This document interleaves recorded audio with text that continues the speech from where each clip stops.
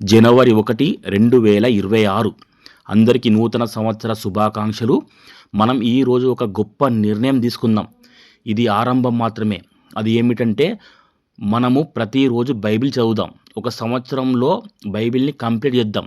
ఎలా అంటే, ప్రియమైన క్రీస్తు సహోదరి సహోదరులారా, మన చేతుల్లో ఉన్న ఈ బైబిల్ 66 గ్రంథాల గలది. 1189 అధ్యాయాలు కలది. దేవుడు మనుషుడితో మాట్లాడిన జీవవాక్యం, ప్రేమలేఖ అని కూడా అంటారు.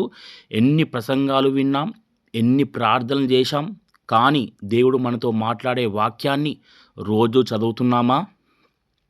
ఈ సంవత్సరం ఒక స్పష్టమైన నిర్ణయం తీసుకుందాం. సోమవారం నుండి శనివారం వరకు రోజు 3 అధ్యాయాలు చదువుదాం. పాత నిబంధన నుంచి ఒక అధ్యాయం, కొత్త నిబంధన నుంచి ఒక అధ్యాయం, కీర్తనలు లేదా సామెతల్లో నుంచి ఒక అధ్యాయం ప్రతిరోజు చదువుదాం. ఆదివారం వస్తే మాత్రం 5 అధ్యాయాలు చదువుదాం. పాత నిబంధన నుంచి 2 అధ్యాయాలు, కొత్త నిబంధన నుంచి 2 అధ్యాయాలు, కీర్తనలు లేదా సామెతల్లో నుంచి ఒక అధ్యాయం చదువుదాం. ఇలా చదివితే ఒక సంవత్సరంలో పూర్తి బైబిల్ చదవడం పూర్తవుతుంది. నేను మళ్ళీ చెప్తున్నాను, సోమవారం నుంచి శనివారం వరకు ప్రతిరోజు 3 అధ్యాయాలు చదువుదాం. ఆదివారం వస్తే 5 అధ్యాయాలు చదువుదాం. ఇలా చదివితే మళ్ళీ డిసెంబర్ 31 వరకు బైబిల్ చదవడం పూర్తవుతుంది. నెక్స్ట్, ఇది చదువుకోవడం కాదు, ఇది ఒక యుద్ధం. శరీరానికి అన్నం ఎలా అవసరమో ఆత్మకు వాక్యం అంతకంటే ఎక్కువ అవసరం. బైబిల్ చదవని క్రైస్తవుడు ప్రార్థన చేసిన బలహీనుడే. ప్రార్థన ఎందుకు బలహీనమైంది అంటే, మనకు బైబిల్లో ఉన్న సారం తెలియదు కాబట్టి మనం ఏం ప్రార్థన చేయాలనో మనకు తెలియదు. సంఘానికి వచ్చినా ఖాళీగానే ఉంటాడు. ఎందుకంటే మనం బైబిల్ చదవం కాబట్టి ఆడ పాస్టర్ మర్మాలు చెప్పినా, లోతైన విషయాలు చెప్పినా అర్థం కాదు. నిద్రపోతాం, లేకపోతే బయటికి వెళ్తాం, లేకపోతే విసుగొస్తుంది. కాబట్టి మనం బైబిల్ చదవాలి. నెక్స్ట్, సాతాను ప్రశ్నిస్తే జవాబు ఉండదు. మతోన్మాదులు లోకంలో మన క్రైస్తవులను ప్రశ్నిస్తున్నారు, ప్రశ్నలు దాడులు చేస్తున్నారు.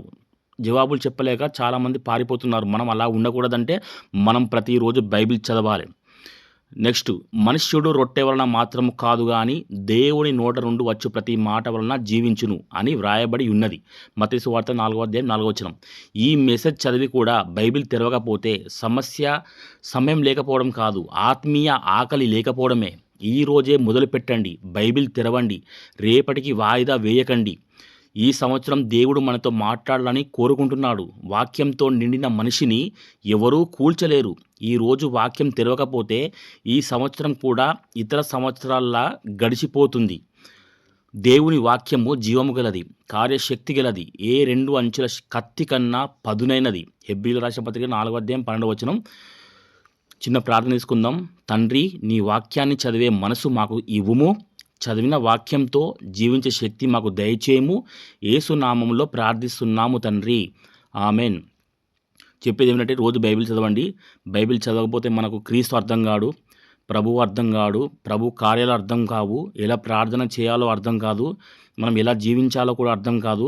మనం నామకార్థంగా జీవిస్తాము. మనము నిజమైన క్రైస్తవులుగా, క్రీస్తు బిడ్డలుగా, క్రీస్తు స్నేహితులుగా, క్రీస్తు శిష్యులుగా మనం జీవించాలనుకుంటే మనము ఖచ్చితంగా బైబిల్ చదవాలి. అప్పుడే సంఘంలో పాస్టర్ చెప్పిన మాటలు మనకు అర్థమవుతాయి. మరియు మనం ఇతరులకు కూడా మనం చెప్పేవారమిగా ఉంటాము. సువార్త కూడా ప్రకటిస్తాం, అనేకులను రక్షిస్తాం. కాబట్టి మనం ప్రతిరోజు బైబిల్ చదవాలి, బైబిల్ చదవాలి, బైబిల్ చదవాలి, బైబిల్ చదవాలి. ఈ సంవత్సరం మనం ఈ పని చేద్దాం. Amen. Praise the lord. Hallelujah. అందరికీ వందనాలు. మరొకసారి అందరికీ నూతన సంవత్సర శుభాకాంక్షలు.